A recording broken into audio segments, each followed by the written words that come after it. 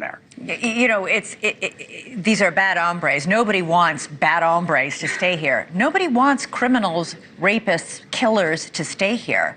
The problem is we don't know exactly who these people are. Exactly. And many of the families of these men have said that they were just pulled off the streets. They were pulled from their homes with no evidence, no information.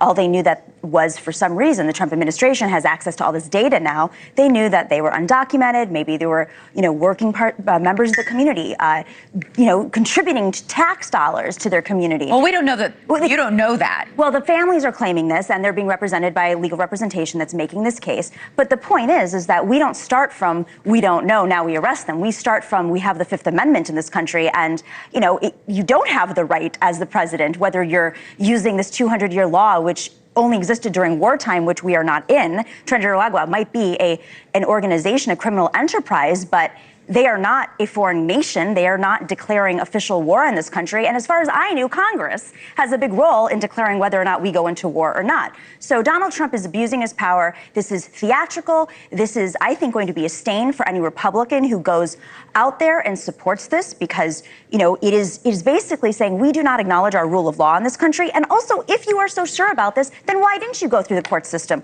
Why didn't you provide your evidence? Why didn't you release the names? Why didn't you say what they supposedly did? Now you're leaving communities vulnerable that actually are potentially at risk with Tren de Aragua's actions in Long Island or across this country.